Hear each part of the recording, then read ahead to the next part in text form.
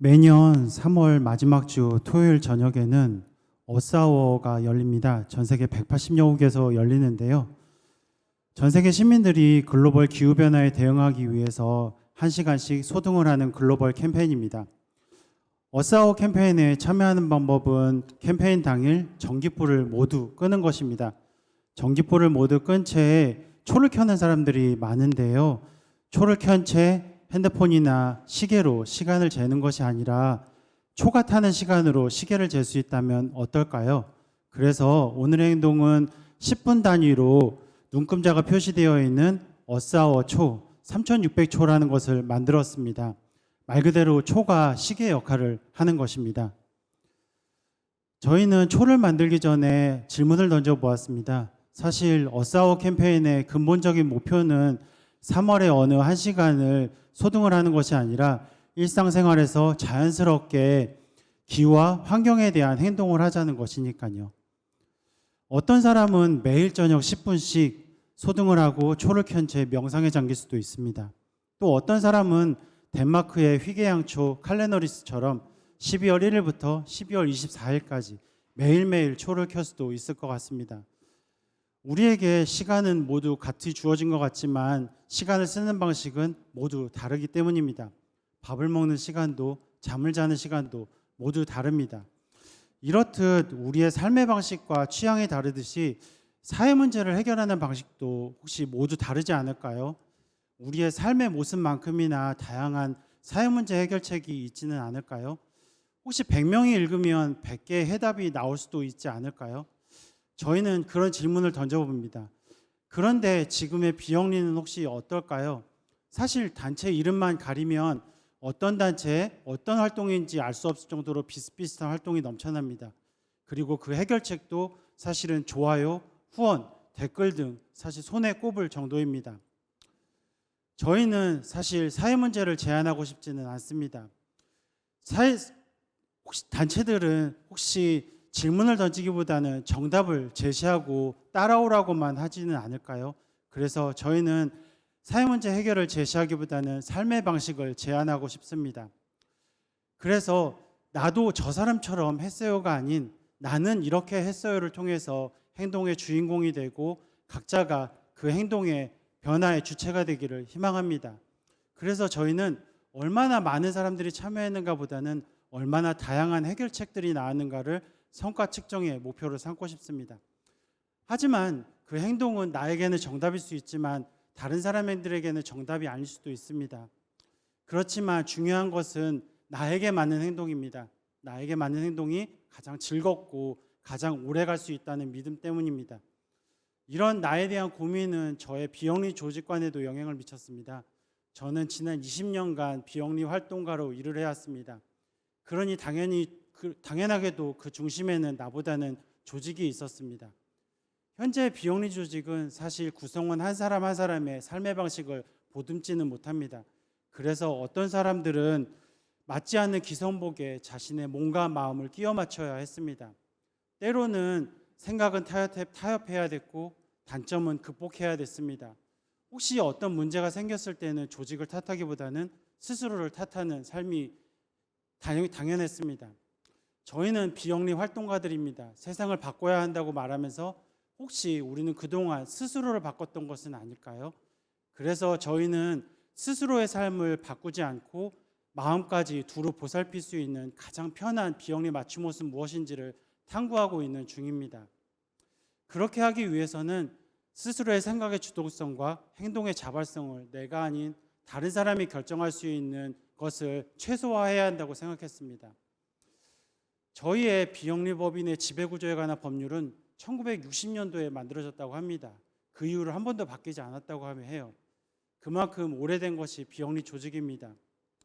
우리에게 익숙한 것은 비영리법인에도 대표가 있고 대표는 결정하고 우리는 따르는 것입니다. 우리에게 굉장히 익숙한 방법이죠. 우리는 대표가 아닌 우리의 사업을 그 대표로 내세우기로 했습니다. 그래서 즐거운 일을 하는 것만으로도 모이고 해체되는 것이 자연스러운 조직을 만들기로 했습니다.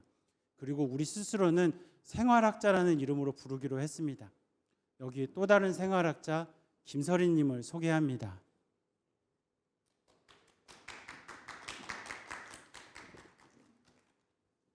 외로운 싸움. 저는 1인 시위에 대한 이야기를 좀 해보려고 합니다. 1인 시위를 검색했을 때 가장 많이 보이는 수식어가 바로 외로운 싸움이더라고요.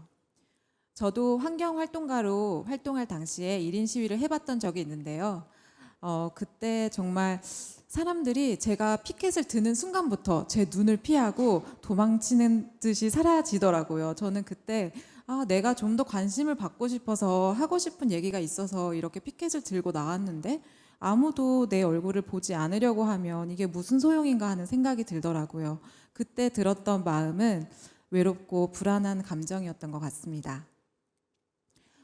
민주주의에 대한 역사가 좀 짧아서일까요? 시위는 여전히 불온한 것이라는 생각을 가진 사람들도 여전히 많습니다. 유럽에서는 초등학교에서 노동 교육을 시작한다고 해요. 그만큼 노동이 그런 분야에 대해서 공부하는 것이 시민 교육으로서 의미가 있고 필요하다는 생각을 했기 때문일 것 같습니다. 한국에서도 다행히 노동 인권 교육을 2021년부터 시행한다고 합니다. 1인 시위는 어쩌면 자연스러운 의사 표현일 수도 있는데 우리는 어쩌면 이게 자연스럽지 않다고 받아들이는 것 같아요. 예를 들면 굉장히 심각한 문제를 가지고 와야 할 것 같고 또 누군가 나 같은 평범한 사람보다는 전문 활동가라든지 정치인이라든지 노조라든지 그런 사람들이 가지고 와서 피켓을 드는 것이 아닌가 하는 생각을 하곤 합니다. 이건 오늘의 행동에서 만들고 있는 데모 키트, 1인 시위 키트인데요. 자세히 살펴보시면 피켓 그리고 가이드 몇 가지가 들어있고요. 피켓을 꾸밀 수 있는 도구도 들어있습니다. 이렇게 쓸 수 있고요. 세상에 이야기하고픈 자신의 생각들을 이야기할 수 있는 방식이 바로 1인 시위일 텐데 아직까지도 많은 사람들은 1인 시위가 굉장히 어렵다고 생각하고 그것을 일상적으로 이야기하기는 어렵다고 생각하고 있습니다. 그래서 오늘의 행동에서는 1인 시위 키트를 통해서 좀 더 재미있게 많은 사람들이 자신의 생각을 이야기할 수 있으면 어떨까 생각해 봤어요. 1인 시위는 언제나 좀 딱딱하고 왠지 그 딱딱한 폰보드를 써야 할 것 같은 생각이 드는데 다른 방식은 없을까 고민해 봤습니다. 그래서 가이드에 인스타그램 사진을 좀 예쁘게 찍을 수 있는 1인 시위 사진 찍는 방법을 넣는 건 어떨까 이런 방법을 생각해 봤고요. 또 환경적인 시대에 맞춰서 친환경적인 피켓을 다회용으로 좀 사용할 수 있는 방법을 고민해 보기도 했습니다. 또 1인 시위에는 정말 중요한 부분이 소통이라고 생각하는데요. 우리가 1인 시위를 하는 이유는 혼자서 외치기 위해서가 아니라 여러 사람에게 이 이야기를 들려주기 위해서기 때문이에요.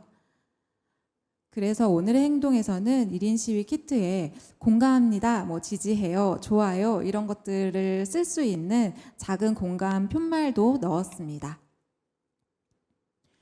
이런 1인 시위 키트가 있다면 여러분은 어떤 이야기를 해보고 싶으신가요? 만약 해보고 싶은 이야기가 좀 생기셨다면 아주 소소한 이야기라도 좋으니까 퇴근길 10분을 활용해서 한번 나가보시길 추천드립니다. 그리고 만약에 주위에 가족이나 친구 같이 이야기하고 싶은 거리가 있다고 한다면 같이 나가서 직접 해봄으로써 민주주의 교육이나 체험이 될 수도 있을 것 같아요.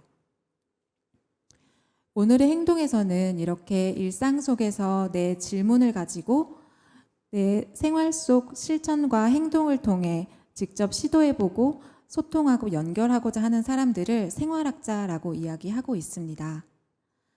여러분들은 이런 이야기를 듣고 어떤 질문이 생기셨는지 궁금한데요. 그런 질문을 놓치지 마시고 생활학자로서 어떤 행동을 해볼 수 있을지 생각해 보는 것도 좋을 것 같아요. 생활 속에서 소통과 연결을 만드는 작은 일들은 정말 생각해보면 많을 텐데 코로나 때문에 사회적 단절이 높아진 지금 더더욱 정말 작은 일이라도 한번 해보는 시도가 필요한 때가 아닌가 싶습니다. 이런 시도들을 해볼 수 있는 생활학자라서 굉장히 즐겁게 활동하고 있고요. 그러면 다음 생활학자 정경훈 님을 모시도록 하겠습니다.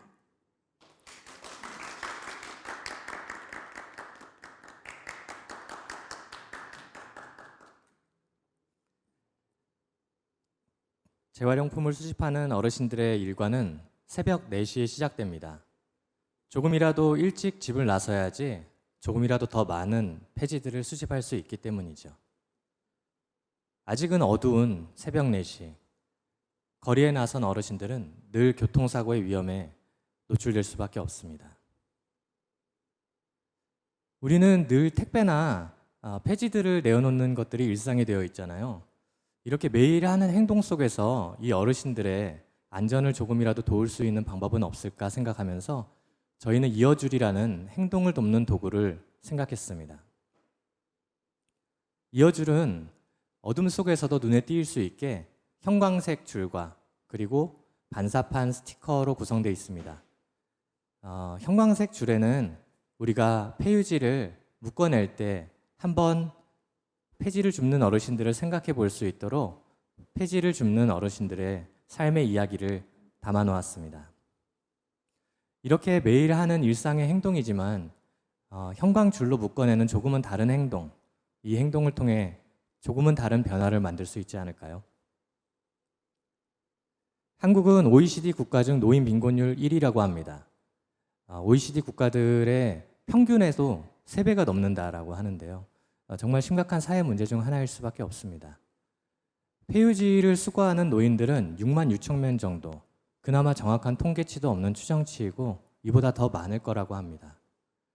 수거업체의 손길이 닿지 않는 골목길을 하루 종일 누비면서 폐유지를 수집해서 얻는 수입은 시급 500원에서 1,000원 정도라고 합니다.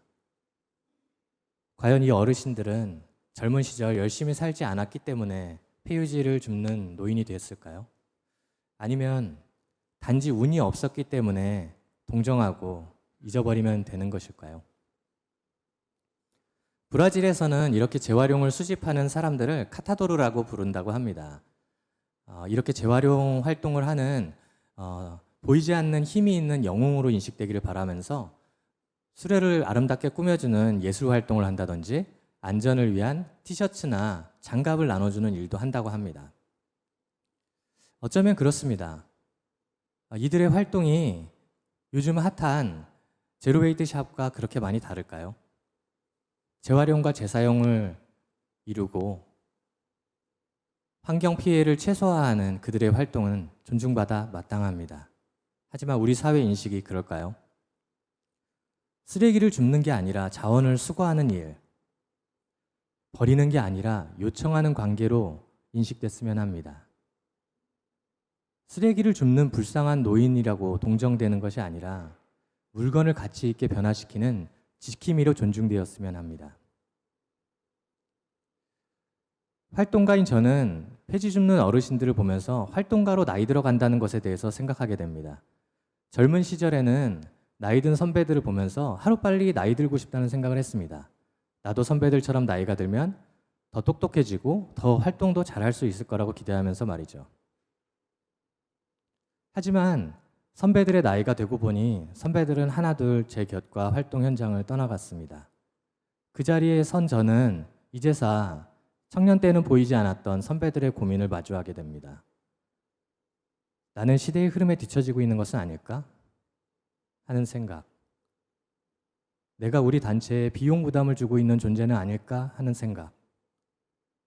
내가 후배들의 성장에 걸림돌이 되고 있는 것은 아닐까? 하는 생각. 그래서 떠나줘야 하는 것은 아닐까 하는 생각 말이죠. 어쩌면 평범한 활동가들이 비영리 현장에서 설 자리들은 많이 있어 보이지 않습니다. 어쩌면 우리가 고효율이라든지 저비용이라든지 높은 성과라든지 이러한 최근 트렌드의 이면에서 일하는 사람들에 대한 가치를 잃어버리고 이들에 대한 평가와 우열을 통해서 서로를 소외시키고 단절되고 있었던 것은 아닐까요? 저희는 이어줄이 폐지 줍는 어르신들과 저희를 이어주는 도구가 되었으면 좋겠다고 생각을 합니다. 나아가서 우리 활동가들 각자가 성과나 혁신이라는 것 너머에서 혹은 그 이면에서 일하고 있는 동료 활동가들을 바라보면서 서로가 서로를 이해하고 연결해주는 이어줄이 되기를 꿈꿔봅니다. 다른 선택과 다른 행동이 다른 세상을 만들 수 있다는 희망, 비영리 스타트업 오늘의 행동이었습니다.